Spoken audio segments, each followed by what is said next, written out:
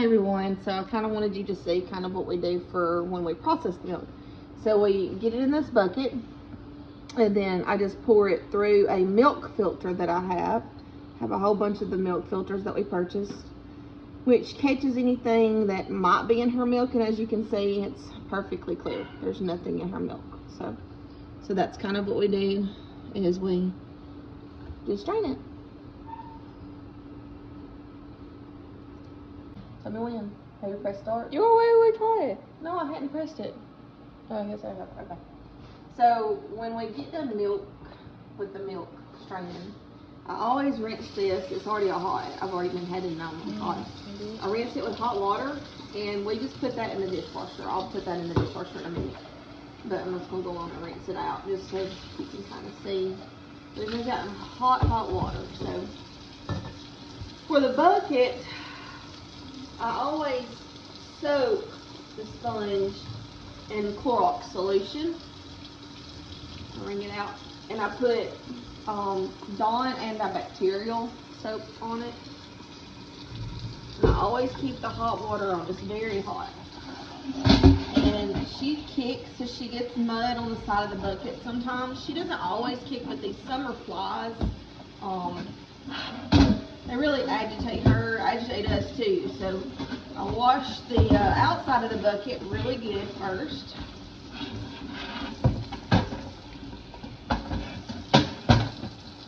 To make sure that there's nothing on the bucket.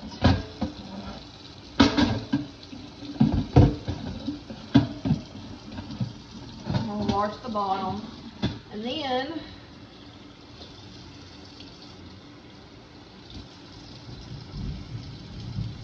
I put my sponge back in the Clorox solution, which I redo every day. I redo the Clorox solution every day. So I did it this morning, so I'll redo it again in the morning. So then I just rinse the outside of the bucket off. And then I have this, it says Happy Fall, but it's a Clorox and a Thieves Essential Oil Spray that I blended cleanser and Clorox mixed together. So I spray the outside of the bucket with that to make sure anything is good and clean. I'll let that sit. So then the inside of the bucket I rinse with hot water first to get all the milk residue off as much as possible. Then I use a separate sponge that I've dedicated to the inside of the bucket. And again, I use the Dawn antibacterial on it. And I scrub the inside of the bucket really good with antibacterial soap.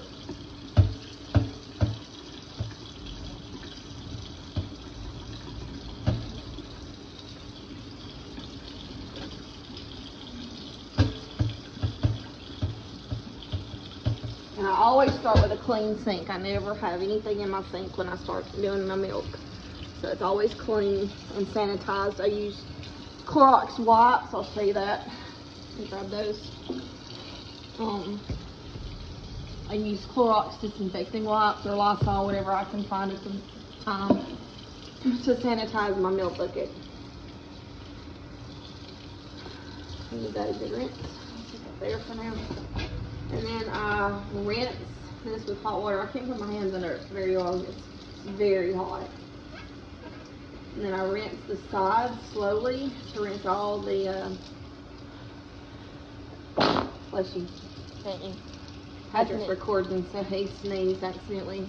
Are you recording this? Yeah. So I rinse all the sides off with scalding hot water, and then I dump all that soapy water out, and then I rinse again, and I try to get all the soap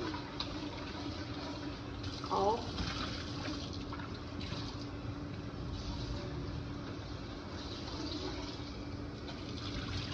And then I spray inside with that Clorox Thieves solution. Can't ever be too sanitized. And then while that sits, I rinse the outside off where I had sprayed it. And then I rinse the inside again. So I always start with one handle and I go all the way around so I know where I've gotten to. So it has lots of time to get the hot water on each area. I don't know if you can see the steam or not, but it's very hot water. Matter of fact, I will show you the temperature of the water. In fact, dry my hands off, and I'll get my my cooking thermometer that I use. Handy dandy.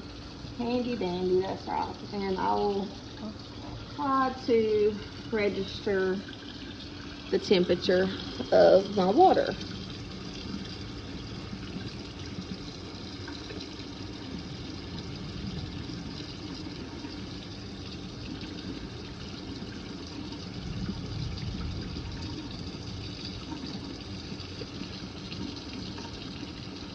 So I've had it running for a bit, and you see it's already at 119, and it's still going up. It's still increasing. So it just takes a little bit, I guess, longer to register running water. But you get the idea. It's very hot water, very, very hot.